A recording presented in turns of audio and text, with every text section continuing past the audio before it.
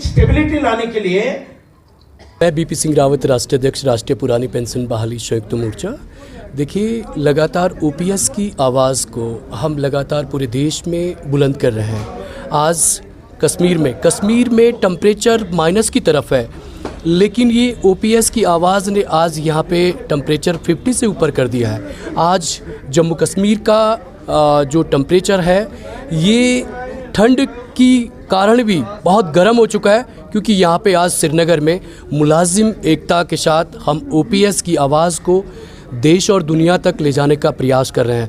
मुझे बहुत अच्छा लगा कि कश्मीर के लोगों में, जम्मू कश्मीर के मुलाजिमों में ओपीएस को लेके बहुत जोश है और लगातार श्रीनगर से ये क्रांति, ये आवाज़ देश और दुनिया तक जारी है। और मैं समझता हूँ यहाँ पे एलजी साहब और जो यूटी में जो हमारे उमर अब्दुल्ला जी की सरकार है, उनको समझना चाहिए। उमर अब्दुल्ला जी ने ओपीएस की घोषणा भी की थी, लेकिन बड़ा चिंता का विषय है कि अभी तक वो घोषणा नहीं कर पाए। देखिए, हमारा संगठन लगातार देश के अलग अलग कोने में, चाहे उत्तर से दक्षिण हो, पूरब से पश्चिम हो, हर जगह हर दिन ये आवाज़ बुलंद हो रही है। और आंदोलन होंगे तो सरकार को भी समझना होगा। और ये आंदोलन हमारे पर्सनल अपने के लिए नहीं है, ये यूथ के लिए है, आने वाली पीढ़ी के लिए, हमारे बच्चों के लिए है। और हमें तब तक लड़ना होगा जब तक ये ओपीएस नहीं मिलता है, क्योंकि एक दिन का जो एमएलए एमपी है उसको पेंशन मिलता है, और जो हमारा 30 साल 35 साल 40 साल मुलाजिम जो देश सेवा, अपने राज्य की सेवा करता है, उसको एनपीएस और यूपीएस जैसा काला कानून दे रहे हैं। ये बहुत दुखद है और ये मोदी जी को समझना चाहिए। मोदी जी राम राज की बात करते हैं। जिस देश में मुलाजिम संपन्न नहीं होगा वो देश विकसित भारत की बात करते हैं। तो मैं समझता हूँ कि विकसित भारत का सपना तभी साकार होगा जो हमारे पैरामिलिट्री के जवान, जो हमारे टीचर्स, जो हमारे सोल्जर लगातार देश को आगे बढ़ाने का काम कर रहे हैं। ये तभी आगे बढ़ेगा जब इनको ओपीएस मिलेगा। हमने अपने मंच के माध्यम से वो आवाज़ भी उठाने का प्रयास किया है कि जो सरकार इस तरह से जो व्यवस्था लेके आती है, पॉलिसी लेके आती है, ये बिल्कुल गलत है। हमारा डेली वेज कर्मचारी रोटी के लिए तरस रहा है, उसको सैलरी टाइम पे नहीं मिलता है, उसको बहुत सारी दिक्कतें आती हैं, लेकिन वो फिर भी अपने स्टेट को आगे बढ़ाने का प्रयास करता है। हम लगातार उमर अब्दुल्ला जी से कहना चाहते हैं, आप इस तरह से एजेंसी की थ्रू, पॉलिसी की थ्रू ऐसा न करें हमारे साथ, क्योंकि आप अपने आप सत्ता में बैठना चाहते हैं, लेकिन जो हमारे मुलाजिम है, जो डेली वेजेस मुलाजिम है, उनको भी आप रेगुलर कीजिए और ऐसी पॉलिसी ले आइए कि उनको वेतन के लिए, सैलरी के लिए ज़्यादा दर दर भटकना न पड़े। नहीं, देखिए, जैसे कि हमारे बीपी सिंह रावत सर जी, हमारे नेशनल प्रेसिडेंट, उन्होंने कहा कि हर एक स्टेट में यह आवाज़ बुलंद होती जा रही है कि ओल्ड पेंशन रिस्टोरेशन होना चाहिए, ओल्ड पेंशन बहाली होनी चाहिए।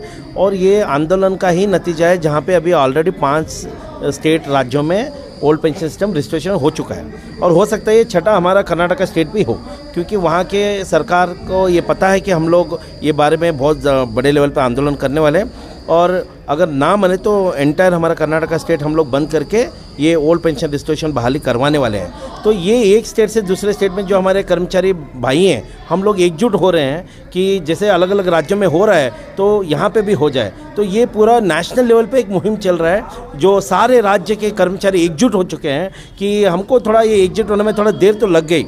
ये हम लोग मानते हैं कि बहुत साल बीत गए इसमें। लगता है कि इसका आंदोलन हमने डे 1 से किया होता तो शायद आज पूरे देश में ओल्ड पेंशन बहाली हो चुकी होती।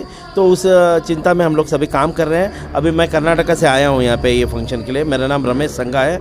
मैं वहाँ के Karnataka state NPS abolition association का स्टेट का जो है ऑनररी प्रेसिडेंट हूँ, और वहाँ के Karnataka state government secretariat all officers employees association का प्रेसिडेंट हूँ।